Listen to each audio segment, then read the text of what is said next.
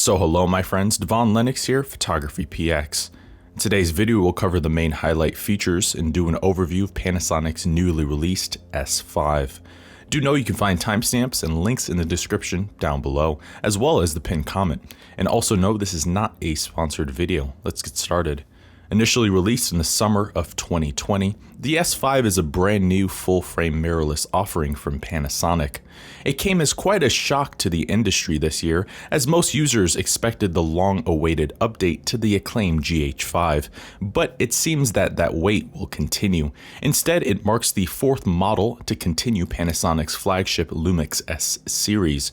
In price, it's technically an entry-level full-frame mirrorless camera, but not so much in features. Panasonic's known for jam-packing each release, and this camera indeed follows suit. It brings 4K 10-bit 60 FPS video, anamorphic support, 60 FPS burst shooting, and much more. And we now have a lightweight and affordable entry point into the lineup.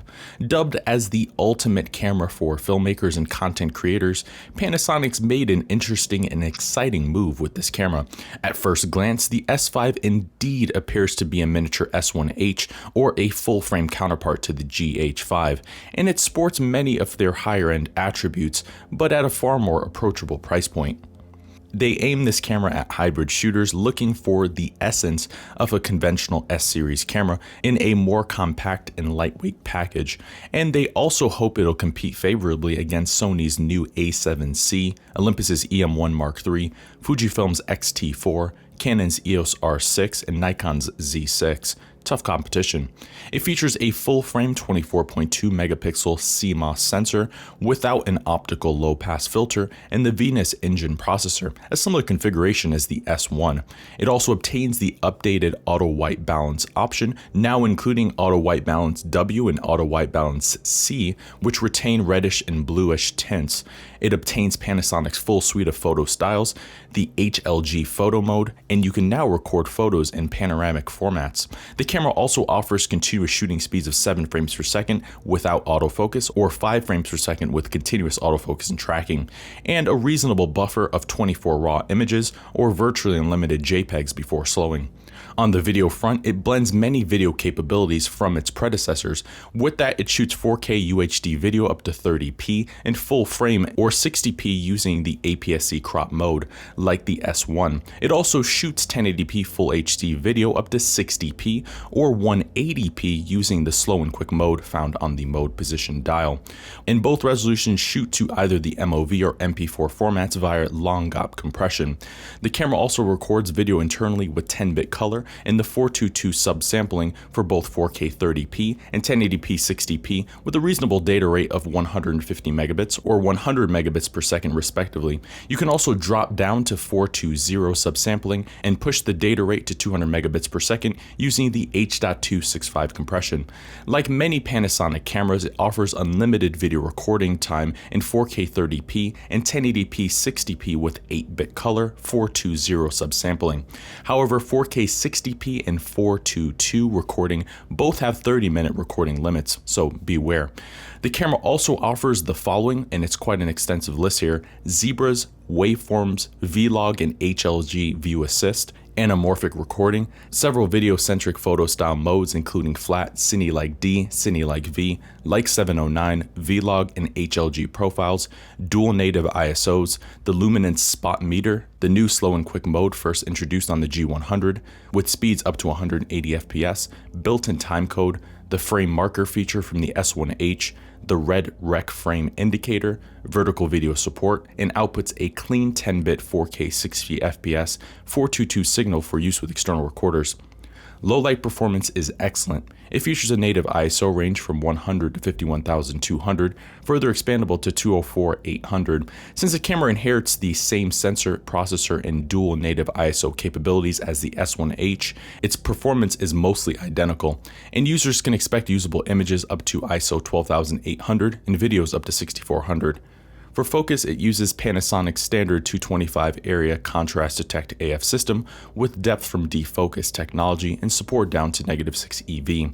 This particular system has been used on several recent releases, including the S1, S1H, GH5S, G100, and more. But unlike these cameras, they've rebuilt the system from the ground up to improve the speed and accuracy. And they've also refined the subject tracking algorithms. It also obtains the latest version of face, eye, head, body, and animal detection. Head detection in particular is a new introduction to the lineup, but it now allows the camera to maintain tracking even when the subjects turn in profile or away from the camera.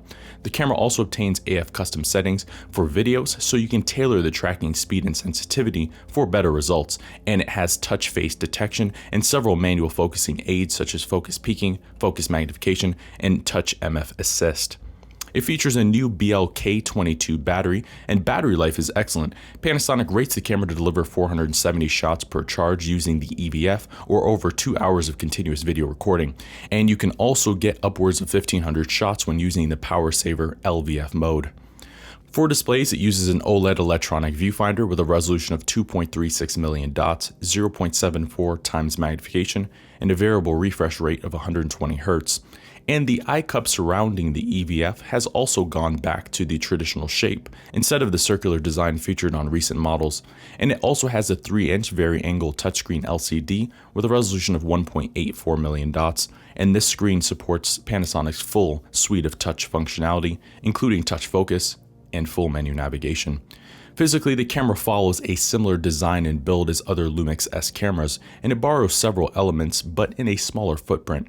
Considering size was one of the most criticized aspects of the entire S lineup, this is a welcome step in the right direction. And this new camera is substantially smaller and lighter than its counterparts. At 714 grams, it's even slightly lighter than the GH5, which weighs 725 grams and 25% lighter than the S1. But thankfully, it still uses a magnesium alloy chassis with similar weather-resistant construction as the GH5 and S1.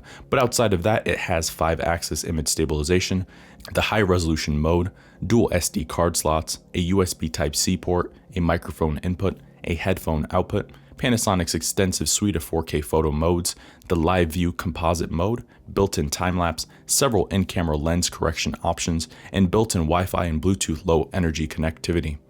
In the end, Panasonic's S5 is their best camera at this price point, and it's clear they've put much thought into the development of this product. Considering its feature set, it punches far above its weight in the quote entry-level segment, and it's easily one of the top options right now in this category. As it stands, the S5 is an excellent entry point into the Lumix S lineup and a strong alternative to both the S1 and S1H, and it's an evolutionary step over several previous releases, not just the S series alone.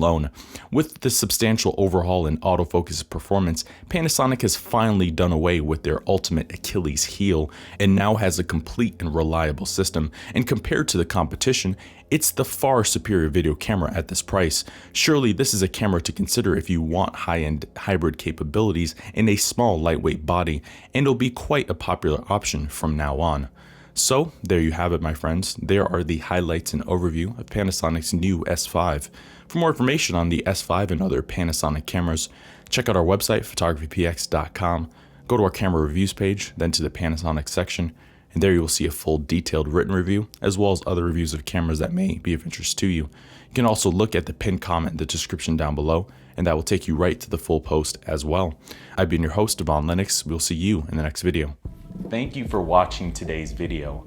I hope you found the contents of today's video insightful and it added value to you.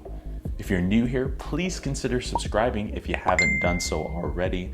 Also, leave us a like and a comment in the description down below. Let us know if we overlooked something or we missed something that we covered in today's video.